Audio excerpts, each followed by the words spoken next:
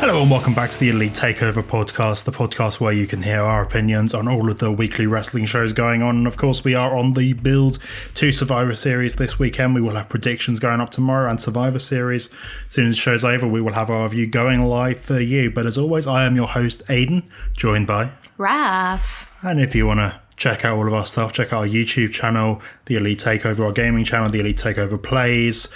Obviously, if you're listening to on a podcast app, we're on all the major podcast apps. Give us a like, subscribe, ratings, all these things, all the typical things that you know what to do to go and help us grow. It really helps us. So let's go and get on with the go home episode of Smackdown before Survivor Series. Not that it really Not very much go home. Yeah, it wasn't great. It didn't really feel like a go home show in the slightest. There's been such little build for Survivor Series, so such little build. But we start off the show with a cold open with the Street Profits backstage. Being honest, just typical Street Profits doing like it's back to when they first came up originally and they were on Raw and they would just be used to like promote. Yeah. Which is what this was. They just promoted Survivor Series. Promoted The Undertaker. Promoted The Undertaker. Montez Ford doing the eye thing.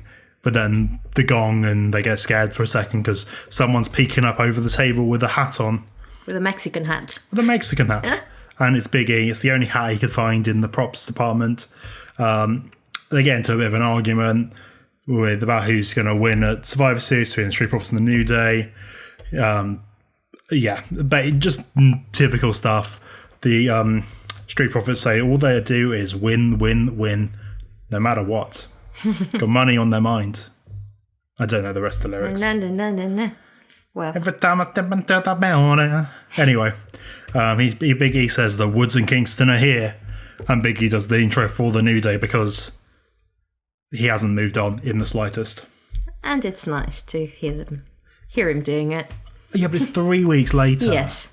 It makes no sense. Yeah. Like, they've only just left. Still wearing the same attire. Big E is he's literally matching what the New Day is wearing with their new attire. It's matching. He hasn't made any changes to what he's doing. What's the point of separating them then? Yeah, there's no separation here. There's no... Big E hasn't got anything in... Like, honestly, it feels like they have nothing for Big E. Yeah. Like, I understand... So, let's talk about it for a second. Let's talk about the Survivor Series thing, because it very much seemed like Big E was going to be the fifth man. Yeah. And that's kind of what the rumours and what in the news people were saying, was that Big E was going to be the fifth man of the team. And they were supposed to have a qualifying match last week, but it didn't happen due to time constraints. But this week they've given Otis the final place on Team Smackdown. Whether this be, like, let's think about it in a positive way. Maybe perhaps this is because they don't want Big E being on a losing team because they have big plans for him. Yeah. But let's be more realistic. It's probably just because they don't have any plans for him. Yeah. Like all this hope that I think everyone had for Big E being this big main eventer, this like potential Roman Reigns Big E WrestleMania match that people were hypothesizing about, or like something big in the future for a big title win. Don't look like it's coming anytime soon. No, not anymore. They've really pushed him down the card. Like him just hanging out with the Street Profits. Yeah. He doesn't even come out to help the New Day. It doesn't make any sense. It's really odd. So back to the beginning of the show.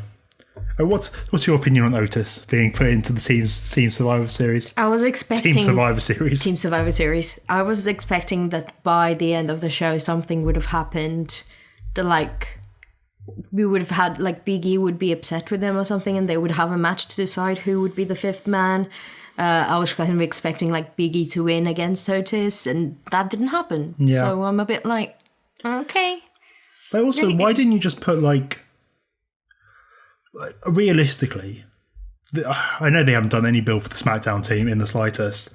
Like even on this show, there's no build between them. There's no interactions between them. There's nothing. Like they're just all completely separate individuals. There's literally nothing. Even the Women's Survivor Series got 2 seconds more. Yeah, exactly. That's what I was going to say. Did. They had like a whole thing on, not a whole thing, but they had a thing on the ring. They stood in the ring together and they went, yeah, we're happy, we're a team. But like, if you wanted to take this somewhere a bit more interesting, you could have Murphy on the team. Yeah. I know like we had the match tonight, But like Murphy could have won this match, and then Adam Pearce could have been like, "Yes, Murphy, we want you on the team." Yeah. They could have had Brian on the team. They could have had so many people, but Otis. Yeah. Especially, I like the idea of his the thing with Chad Gable. I think that's going to be quite good. This Alpha Academy stuff, like give Chad Gable his own little stable of people or whatever. Yeah. But it's not something he shouldn't be in the Survivor Series team. No. Like The Miz isn't on the other Survivor Series team. Tucker isn't on the other Survivor Series team. Honestly, like we have this Battle Royal on the pre-show. Why aren't we having Otis and Tucker in that Battle Royal together? Yeah. I don't see why we're not. I know Tucker means absolutely nothing, but you may as well blow off this feud somehow. Yeah. Have them in a Battle Royal on the pre-show together. Otis can throw Tucker out. At least then he gets his little revenge, and then Chad Gable can celebrate with him, and then they can get chucked out by someone else. But hey ho. But starting off the show properly was the New Day in the ring, doing the typical New Day stuff. As I said on Raw, I still find the New Day a little bit boring at the moment. Yes, it's kind of, It's I'm grating losing on the me. hype. It's grating on me. I've kind of lose my plot point halfway through. Not even halfway through. They just talk too much. They ramble. Yeah. For me, it's like, in terms of AEW, some people complain MJF talks too much. MJF doesn't get to the point. And I feel I don't find that with MJF. No. But I find that same point with the New Day. That they clearly are not given much of a script anymore. Yeah. And they can just talk however they want. And you can tell this by, like, if you watch, like, there was the little thing they put on the WWE Twitter over the weekend, during the week, with the New Day and the Street Profits just taunting each other, essentially. The new fleets on Twitter. Is that what they're called? Yeah. My goodness. Yeah, I know. I know. Yeah, and they did that stuff, and like Woods and Kofi talked a lot, and they had more personality in it because they are used to just not being scripts anymore. They just talk wherever they want, whereas the Street Profits clearly, as much as I think they're very good at coming across like they're improvised, they are clearly very scripted. Yes. Especially Montez. Like, you look at how they coped Montez definitely is scripted. Yeah. Well, both of them are, but Montez is very good at doing what he does, but it's very scripted in comparison to the New Day's kind of rambling improvisation they do now. Essentially, the idea of what they say in the beginning of this promo is that the Street Profits want the smoke, but they don't want the fire that's going to be coming from the New Day. That's basically it. They pretend to be Taker for a second because they're still building this Taker thing. Then they kind of drop it for the rest of the show. Yeah. They push the Taker thing really big at the beginning of the show, and then it kind of disappears. They have a few of the video packages, but yeah, Sami Zayn comes out for no reason and says that the Undertaker is hiding from he's going into retirement because he doesn't want to deal with Sami Zayn's revenge. Sami Zayn is going to get his revenge for that time a year ago, or I think it was a year ago, where Undertaker took him out at Madison Square Garden. Madison Square Garden. And Sammy's like, I am the Intercontinental Champion. Give me some give some respect on my name. And they call him a divorced dad. Corbin then comes out. The member of the SmackDown Survivor Series team comes out, and he's like, "Yeah, you two don't belong here." That's kind of it. That's all they say. No reference to the fact that he has a match on Sunday, particularly. At least Sammy mentioned Bobby Lashley. But, yeah, he did. And then we have Dolph and Robert Roode come out because they're the only tag team on SmackDown. Like we were talking about this earlier, I don't understand why Shinsuke and Cesaro didn't come out for this. If they wanted to do this, if they wanted to do this silly 8-man tag, why not have it be Shinsuke, Cesaro, Roode, and Dolph versus the New Day and Street Profits? I think they've done that match before, but still, it's like, who cares? It's a nothing 8-man tag. It doesn't mean anything. Yeah. Roode and Dolph are upset. Dolph says he doesn't like Sammy and then says he'll get into it later, but he never gets into it later. It was kind of odd. They say they're upset with the New Day. The New Day and Street Profits swapping the tag titles cost Roode and Ziggler an opportunity they wanted at the titles. So they want the Raw tag titles tonight. The New Day decide, okay, why don't you guys all wrestle? you guys can have a tag team contest here tonight, and the winner of this tag team match can face us for the Raw Tag Team Championships, even though we're on SmackDown. Yeah. And then they were like, yeah, okay, we can do that. And then Rude and Dolph just attack the New Day. And then out come the Street Profits to save. They go wild, get everyone out of the ring, and obviously go into an 8-man tag instead of this tag team thing that the New Day said. The question is, where's Big E? Yeah, that's the biggest question. Why on earth didn't Big E come out to go and save the New Day? Yeah. He did their intro for them. He was backstage with the Street Profits. Yeah. It makes no sense why he didn't come out. I understand, like, it is sensible for him not to come out. In terms of storylines, if you want this to be like a big deal when the New Day come back together, you don't want all this stuff, but then perhaps you shouldn't have had Big E doing the intro for them and be backstage with the Street Profits. Doesn't make any sense. This match doesn't make any sense. No. This match was fine. It was a typical 8-man tag. Nothing special. Kofi, the Street Profits and New Day doing really well at the beginning, but Kofi accidentally hits Montez Ford, which allows the heels to start taking control of the match. Sami Zayn is kind of bossing them around, shouting orders, refusing to tag into the match. But at the end of the match, it all breaks down and ends up with just Angelo Dawkins, Robert Roode, and then Sami Zayn on the apron. Roode goes over to Sami and forces Sami to come into the ring with the tag. And then Sami eats a spinebuster, and then he eats a splash from Montez Ford. 1, 2, 3. Your Intercontinental Champion lost in 10 seconds of being in the ring to the SmackDown Tag Champs. Yeah. Really None of this makes me. sense. None of this makes sense. Like, this was all silly. I don't agree with any of this. Like I was saying... Why did Sami take the pin? Why wasn't it one of the other Roode? ones? Yeah. Like, they're not in a match at the pay-per-view. They're not doing anything. You should be building the people that are in the pay-per-view, not... Like, why completely make Sami look like nothing before going in to go and fight Bobby Lashley? Yeah, exactly. At least give a hint of hope that he has a chance. Yes. Because he clearly has no chance. And it's like all the work they did, like building up to Clash of Champions with that big triple threat match with Sami, Hardy and Styles. All the work they did that, and Sami being so clever in how he won the championship. All of that's just been killed. Losing in 10 seconds now. It's gone. It's all gone. He's back to being nothing. Yeah. He's still like the guy who for some reason they've decided he isn't a wrestler, even though he's one of the best wrestlers in the world. Yeah. And they've just decided, nah, he's not a wrestler. He's just a promo dude. He's just a promo dude who annoys everyone. Yeah. He's an annoying person. That's what they've just... And right after the match, same thing happens. Yeah, like, we go back. So annoying. We go backstage to go and see Daniel Bryan. He's getting ready for a promo with one of the backstage people. I think it was Charlie, and Sami comes along and Sami's complaining about how he wasn't holding the tag rope. It wasn't a legal tag. This shouldn't have happened like this. They should have the match turned around, thrown out. Gets in Daniel Bryan's face because Daniel Bryan laughs at him. Bryan pulls up his mask. And then eventually just pushes Sami Zayn over. And Sami's like, I won't forget this, Daniel. I won't forget this, and runs away. And then Bryan's like, I believe in social distancing. Yes. Ugh.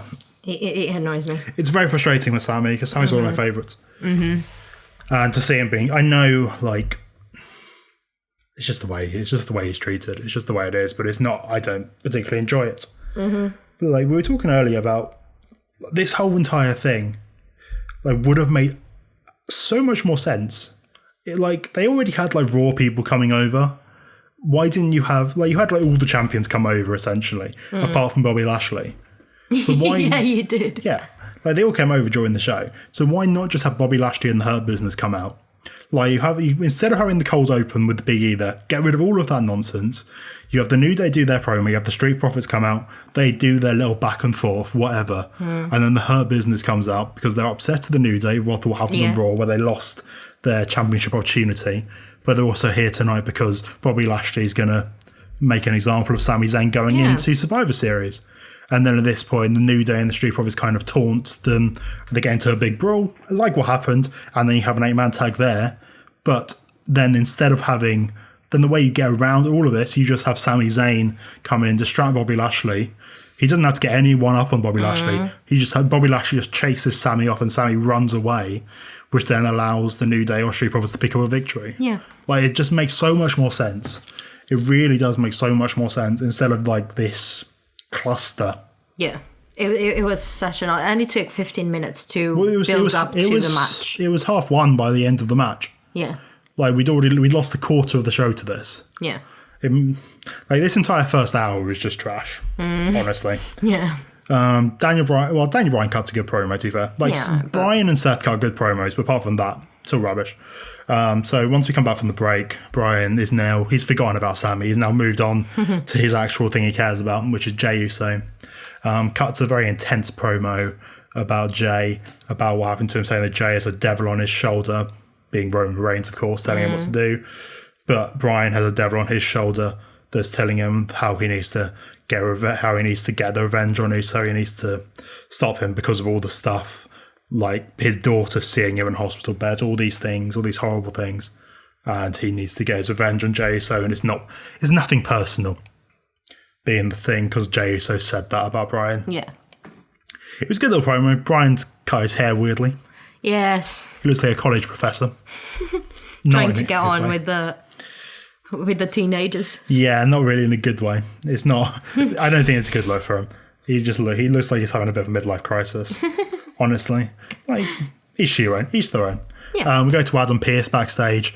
Like I said before, he gives Otis the last place in the SmackDown team, and Chad Gable's very excited for Otis, but he also has to go and decree for the SmackDown women's team. Apparently, he's allowed to pick one member for that team as well. Yeah. So Natalya comes up to him. She's very upset because she's the BOAT. She's the best of all time, and she wants to be on the team. If you picked Otis, why can't you pick me? Yes. All this nonsense. Natalya is very upset about the fact that she's not on the team, even though she's lost 3 weeks in a row. Yeah. And he's like, I'm not putting you. You've got a qualifying match up next against Tamina, but Bayley's on the team. It's like, cool. That's fine. Bayley's on the team. That's great. I'm glad. Like, genuinely, the SmackDown team is actually quite good. Yes, it is. Like, genuinely, it is. We go to Rollins having a promo saying that before Murphy joined up with Rollins, before he took him under his wing, Murphy was nothing before him. Murphy wouldn't have met Aaliyah. Murphy would be all by himself. He would have nothing. And Rollins had enough of being stabbed in the back. He will no longer suffer for Murphy's mistakes. He will make Murphy back to being nothing. Good intense promo from Rollins. Yeah. Set on the match lane tonight. Now we get the SmackDown Women's Championship. The SmackDown Women's Survivor Series qualifying match between Natalya and Tamina. Before the match even starts, so Bianca Belair's on commentary. Before the match starts, Bayley's music hits. Bayley comes down to commentary and she essentially just goes, I'm the captain. Yeah. I'm the captain of the team, which Bianca's got a little bit of an issue with. She's kind of like, you didn't have to qualify for this, though. Yeah. While this is going on, the match is already over. It's about 30 seconds long. Yes. Natalya taps her out to the sharpsuit shooter in 30 seconds, really. It's nothing. Natalya is super, super excited. She's hugging the ref. She kisses the ref. She kind of reminded me of Lana a bit. Yes. Yeah, like she did. The way she got excited and everything. It was very so similar to what like Lana's been Lana. doing. That's why I thought when Bayley came to the ring, she was going to hit her or something. Fair. Made me really think of that. Yeah. Bayley gets in the ring. She's all happy and excited for Team SmackDown, her being the captain. Natalya hugs Bayley and Bayley's very uncomfortable about it. Yes, but she's still happy for Team SmackDown. Ruby and Liv come out from the entranceway, and Bianca stays on the commentary desk. They're all kind of standing on the outside. But Bayley's like, come on in. Come on. And Ruby and Liv are like, oh, smiley faces, let's get in the ring. Yeah. And then Bianca's like, okay, fine, I'll get in as well. They all stand there, Bayley in the middle, and they're like, Survivor Series. Yeah. Which was a nice little moment. It was a fine moment. I'm glad they have a team. Yeah, exactly. Took them long enough. Yeah. I'm glad they have a team. That's literally all I have to say. There's no build, there's no story here. So. No. It's a good little team, but that's all we can say. Like, why didn't you do this week? Why didn't you put Bayley into this weeks ago and have the tension between Bayley and Bianca? If you wanted to do that, why not just do it? Yeah. Maybe Bayley wasn't supposed to be on the team. I was going to say that, maybe. Because maybe the idea was that it would have been... Because obviously Liv wasn't supposed to qualify last week. It was supposed to be Chelsea Green. She was supposed to win the match, but broke her wrist. What if it was supposed to be this week that Liv ended up winning the match. Yeah. And then Natalya ends up getting her way into the match some other way. And Bayley wasn't supposed to be anywhere near it. Yeah. I don't know, maybe Bayley was supposed to still be floating around the Sasha stuff. I don't know. Who knows? We don't know. But we now get to the best bit of the night, which should have been the main event, and I don't know why it wasn't, because this was the actual build for Survivor Series. I know it wasn't a match or anything like that, but it was so good. Yeah, but it's just Drew and Roman. It's your two top guys in the company. It was brilliant. This was superb. So they have the table out, obviously chair on each side, and then Adam Pearce is out there at the head of the table. Drew comes out first, sits on his side. Out comes Roman. Well, he comes out, they play his music, he comes about 5 minutes later. Yes. He's taking his own time. He takes all the time in the world to get down to the ring. And then he looks at Adam Pearce. And Adam Pearce gets up and gets out of the chair so that Roman can have his seat at the front of the at the top of the table. Because, of course, it's brilliant. I'm glad it's such a clever, such a simple thing, which you wouldn't necessarily think of, but it's just perfect. Yeah. Roman is very chill and very happy. They're both very contained, but like in a very good way. Yeah, it's really intense, but really also like civilized. That's the word intense. I was looking for. It's like if you're watching like a TV show and they're sitting around the table. It's like watching The Sopranos or something. Yes. Roman knew that Drew would win. He knew that Drew could do it, and he knew that he would win. He believed in him. And Roman's been through what Drew is going through right now. The right guy in the right place at the wrong time. Dun, dun, dun. Drew's like, no, he's not going to get upset. I'm not going to let you get in my head. Yeah. I'm not going to make a big brawl out of this. That's not the point. He wants to get straight to the point. He signs the contract and he's passing over to Roman saying, this is your show. You do your thing, essentially. Yeah. But he won't let go. And he gives Roman a little bit of advice. Tells Roman to underestimate him and advises him to spend the next 2 days to get ready for war. Wow. Roman is not happy about this in the slightest. He doesn't like the fact that Drew has offered him advice. That's not what you do. Roman is the head of the table. He's the tribal chief. Only I forgot what they call Paul Heyman. I've forgotten. The advisor. The advisor to the tribal chief is the only one who's allowed to give him advice. He owns WWE. He's the head of Smackdown. He's the top champion. He's very upset. But Roman tells Drew that that Drew won't understand this brutal truth right now, but calls Drew a secondary champion. Ooh. And that Drew only gets something when Roman doesn't want it. He only gets to be the second. If Roman's busy, then perhaps they'll call on Drew. But if Roman's there and Roman wants it, they'll call Roman because he is the number one guy, not Drew. He is the champion. Drew is just the secondary champion. And when Drew eventually gets to where Roman is, he'll thank Roman. He'll thank him for all these lessons that he's taught him along the way. And Roman will always love Drew. Yes, I love that. You'll always be my favourite number 2. Oh, it's really good stuff. It's really good such stuff. a good one. And it's such an interesting match of where this is going to go. It's going to be a hard one to predict. Yeah, it's really tricky to predict this one. Like, I have no idea, but it was brilliant stuff between these two. Good. Should have been the main event. Yeah. Really should have been the main event. But yeah, brilliant stuff, and really looking forward to the match. Yes.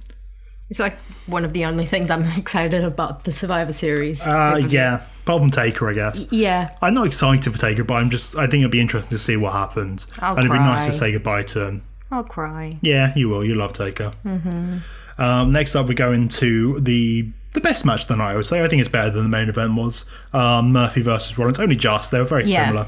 Like this, last hour was a lot better, apart from the Sasha and Asuka stuff, which is a bit pointless. But the Murphy and the Rollins and the Bryan and Uso and the Roman and Drew stuff, all really great. Murphy comes out with all the Mysterios behind him. He has a new thing which says Messiah Slayer on his trousers, which kind of may have foretold the ending of this match a little bit. But I was still very happy when Murphy won. Even though I saw that, I was like, I still don't believe Murphy's going to win. I don't believe they're going to give him the win. I kind of expected him to win.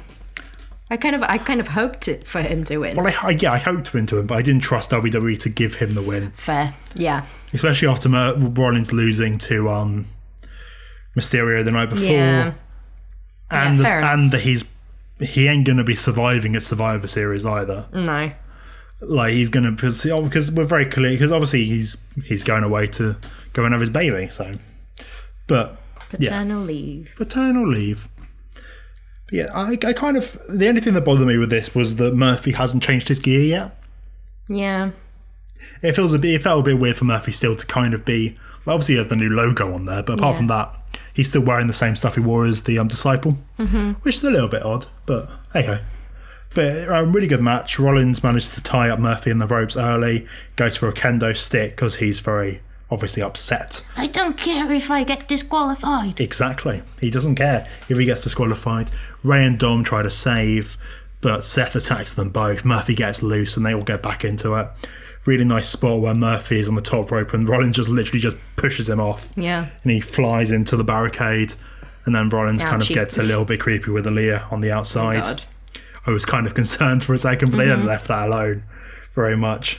The Mysterios keep on trying to support Murphy through the entire match, hitting onto the ring apron, trying to G him up. The whole family, apart from Mama Mysterio, she wasn't there. Angie. Really good stuff. Seth Rollins manages to catch Rollins. Seth Rollins catch Rollins. I was going to say, what? Seth Rollins manages to catch Murphy with a stomp through the second rope, which was nice and kind of out of nowhere. But Murphy managed to get his foot on the rope, and then we get into a really quick ending sequence where Rollins essentially keeps trying to hit the stomp, but every time he tries to hit the stomp, Murphy kind of catches him with a V-trigger knee. Yeah. Murphy should really have a name for it. I feel bad calling it the V-trigger knee. Like, it is essentially a signature move, but they are just V-triggers. He gets the V-triggers to escape out of the stomps, and then Murphy gets to Murphy's Law, and he takes a long time to get to the pin. He does. We thought that he wouldn't get it. He was crawling over, and it really felt like it was like, okay, he's going to take too long getting to the pin. Yeah. But he gets the pin and he's won. 1, 2, 3. Yeah. Murphy's Law. He gets the win. And as soon as he starts celebrating, Sasha Banks' music plays. Yes. That sucked. That really, they were celebrating and everything on the ring for 10 seconds. If that. Because obviously the family comes in and the Mysterios start hugging Murphy, and Murphy's all beaten up and everything, but they're still all celebrating and everything, and then suddenly you just hear Sasha Banks' music starts and they just care about Sasha Banks, which is a shame because this is the biggest win in Murphy's career. But it's he hadn't even left the ring yet. Yeah, he deserved a bit more than what they gave him for that. I hate it when they do that. Yeah, I feel like they haven't done that in a long time, but whenever they do it just really annoys me. Yeah, it should have been a special moment for Murphy. It also should have been a pay-per-view. Just a little bit disrespectful, I find it. Oh yeah, no, it is. I agree with you. But yeah, it's a shame this couldn't have happened at a pay-per-view. Yeah. But obviously, with Seth going away and stuff, there wasn't any way to drag this out to TLC or anything. But anyway. But let's Who knows if we'll see it later on. Who knows? But let Murphy go. Murphy versus Sammy would be great. Give me Murphy and Sammy. That's someone I don't mind being Sammy for that title. Yeah. I don't mind Murphy winning that title off him. Yes. If they let Sammy wrestle, because they would have a great match together if they let Sammy wrestle. But yeah, so Sasha comes out and we come back from the ad break, and then Asuka's magically in the ring. Michael Cole's interviewing them. Well, he's interviewing Sasha. He isn't interviewing Bailey. Asuka in the slightest. It's kind of weird because Sasha kind of flip-flops in this promo, kind of between being a bit heely and being pure face. Yeah, I noticed that. It's weird. It's also weird because they're kind of considering this a continuation of their feud over the summer, which it really shouldn't be. They should be very separate now. I know obviously Sasha did beat Asuka for the championship and Asuka won it back, but there should be some kind of divide. If you wanted to have done a build-up, they should have done it from if they wanted to do something, not just do it on the Smackdown before Survivor Series and go, we haven't built this match. Asuka hasn't been on TV in weeks. This is the reason why they are fighting. Yeah, it doesn't... It's silly.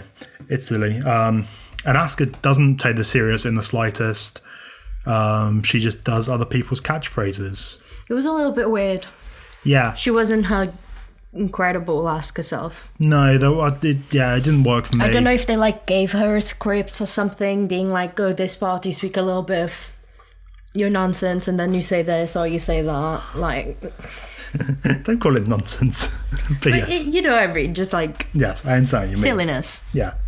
But it was just her going, at one point going, oh, you better call somebody, and then doing the you can't see me, and then she ends there with, you're not ready for Asuka, or whatever. I've become what her catchphrase is. But it's all a bit, nothing happened. Sasha kind of flip-flopping really didn't work. No. Like, she was trying to be intense, but her being intense is very heely. But then later on, she just got into like a proper like, you're so funny, Asuka. You're so funny, Asuka. We just, didn't work for me. Like, the match is going to be good. I'm not taking anything away from the match itself. Exactly. But there's no build for this, and Asuka needs some new competition. And Sasha's new competition came, hopefully Rhea Ripley. Hopefully we'll see her on over Survivor Series or Raw. That would be great. Thank you very much. But Sasha's next competition comes in, continuing to be awful. Carmella attacks, kind of. She touches her foot and slightly pulls her over. And Sasha does all the work. Yeah, it's not. No. It's not good. And I get Asuka not being involved. I get that. Like, and Asuka not necessarily caring. Asuka maybe should have had some kind of response. Because she literally just stood where she was standing before. Looking. It was like the meme of .exe has stopped. Asuka.exe has stopped. Error. Yeah, error. Asuka has become robot. She was just still, not doing anything. There was no reactions. There was no nothing. She wasn't laughing. She had no care about what was going on. And that's fine. You can have no care. But she had no emotion at all. Yeah. She was a blank slate. It was a little bit weird, that segment. I just don't... It was very odd. It was so odd. I didn't understand. It's very odd. It didn't work. No. We get a promo from Jey Uso backstage, hyping up the main event. Ooh. Sorry. What was that? I don't know. Jey says... Charlie asks whether he's actually allowed to talk. And Jey's like, I can talk. I've been there. I've got the light. I've been given the green light. I'm allowed to talk. And he's like, I'm allowed to talk. I'm allowed to beat up Bryan and finish what I started. And the Jey is responsible for his own actions. It isn't Roman Reigns being the devil on his shoulder. He's responsible. He wanted to do it. He did it. To put Daniel Bryan through the table. Yeah. He decided to do it. Good promo from Jey. Yeah. And it's very impressive how they've worked with Jey to get him to feel like a big deal. It's really impressive. We were talking about this earlier, just like how, like, we always knew that he was great because tag team him and his brother is just both incredible. Him and Jey and Jimmy. We knew they were incredible. We just didn't know how good he would be as a singles person and how much he would get pushed up. And it's just so nice to see him as a singles person. And then giving him the respect of that. And hopefully when Jimmy comes back properly, they don't just squander what they've done with him. Hopefully that's the kind of thing that worries me slightly, but we'll wait and see. And it's really nice to see, like you were saying, how usually the followers of the person in the stable usually are the ones taking the losses and stuff, but Jey has taken 2 wins. Yeah, Jey beat Daniel Bryan and he beat Kevin Owens. 2 massive victories. Yeah. And sure, he came up short tonight, but it was a roll-up victory. It wasn't exactly. It took Daniel Bryan getting lucky to win this match. Yes, exactly. Like, Jey had this one. But yeah, like you look at Seth and Murphy as an example. Exactly. It's a very recent example. Murphy took all the losses for Seth. But main event, Bryan versus Uso. Good match, lots of fun. They kind of play around with the announce table in the first section of the match, teasing who's going to go through it, till eventually Jey manages to put Bryan through with a back body drop through the table, which looked brutal. Really nice. This match picks up a lot in the second time once we get back from ad break. Jey manages to get Samoa Joe. Samoa Joe's here. Your What's English going on? Is great today. I know. To be fair, maybe that's no, we shouldn't do that. What? At WrestleMania, maybe Samoa Joe will finally be back, and we can have Samoa Joe versus Roman Reigns. No, it's all right, thank you. No, it's all the Samoans. I know, it's all a good thing.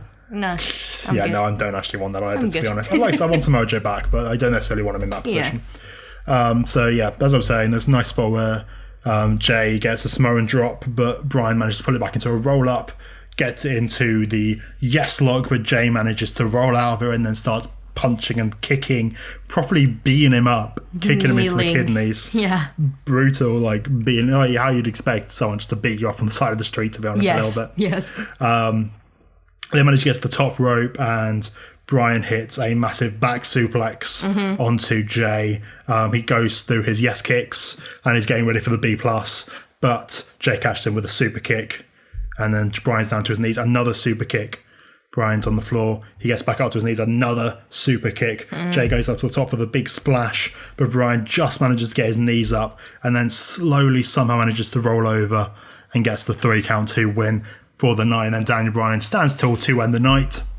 And does the yes. Off the air. But anticlimactic. It was a really good match. But anticlimactic in terms of build for Survivor Series. Yeah, maybe like Roman or something. Yeah. And then having Drew come out as well after Roman. That would have been a good shout if they had a little bit of physicality, maybe. But I think they just should have had the contract signing be the main event. At the end. It would have made more sense than how this worked out. But it was a good match. Good match, just a bit of a lackluster ending going forward to Survivor Series. But yeah, so that is all for us today here on the Elite Takeover. We will be back tomorrow with our Survivor Series predictions. And then after Survivor Series, we will have our post-show Survivor Series results and review. Thank you very much for watching. We will see you next time.